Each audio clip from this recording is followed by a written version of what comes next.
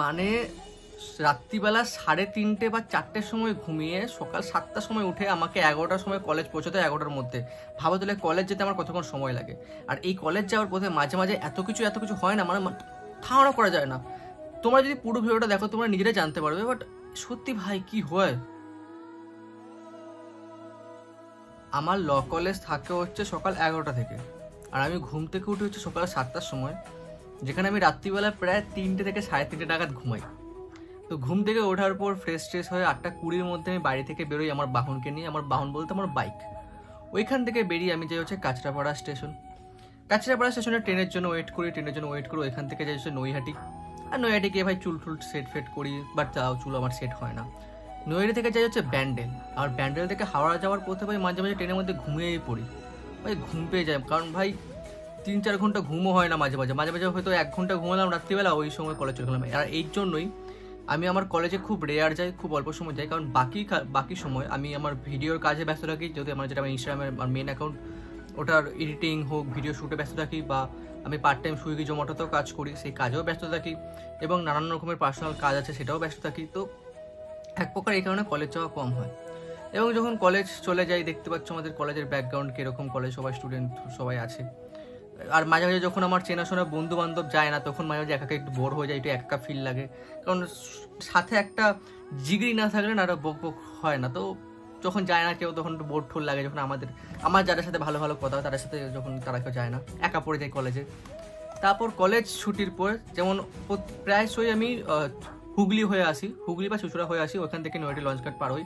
But কি মনে হলো যে আমি শেওড়াফুলি হয়ে আসবো। আর যেদিন আমি শেওড়াফুলি হয়ে আসলাম, যে দিনটা তোমরা দেখছো ভাই, দেখছো ভিড় দেখতে পাচ্ছ এখানে, মারাত্মক লেভেলের ভিড়। যাই হোক, শেওড়াফুলি থেকে আসার সময় যেটা বুঝলাম, গঙ্গা পার হয়ে দেখি অটো বা টোটো পাচ্ছি না। কেন? কারণ বেশি অটোওয়ালাগুলো দাঁড়িয়ে আছে। ভাই অটো দাঁড় করানো আছে, লোক আছে, অটোওয়ালা গায়ে। অনেকটা পর তারপর বাড়ি ফাড়ি আসি, এবং এই করে সেই কলেজ থেকে বাড়ি আসতে সময় লাগে হচ্ছে 6:30 বা 7টা।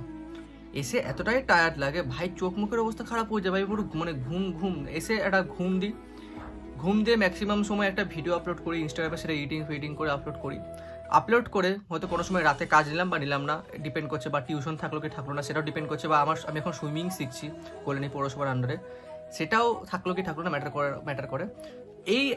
এইগুলো আমি কেন বললাম তার কারণটা হচ্ছে, অনেকে যারা আমার ইনস্টাগ্রাম থেকে আমাকে যারা দেখছো, অনেকে বলে আমার বিশাল অ্যাটিটিউড, আমি বিশাল ব্যস্ত থাকি। এবার তোমরা বলো যে এইগুলো থাকলে কোন মানুষ ব্যস্ত থাকবে না? আর সত্যি কথা বলতে ভাই, আমি এই চ্যানেলটা যে বানিয়েছি, যারা আমাকে এখন ইউটিউব থেকে নতুন প্রথমবার দেখছো, আমি বলতে চাই আমার এই চ্যানেলটা হচ্ছে একটা গল্পের চ্যানেল। এবং মাঝে মাঝে এখানে আমি ব্লগ আপলোড করবো। ব্লগ আপলোড করার সাথে সাথে কিছু মোটিভেশন টাইপের আপলোড করবো। বাট আমার মোটিভেশন আমি বলছি মুখে, বাট অনেকটা আলাদা টাইপের হবে। তোমরা যারা আমাকে চেনো না, আমি তাদেরকে বলে রাখি, আমি একজন কন্টেন্ট ক্রিয়েটার।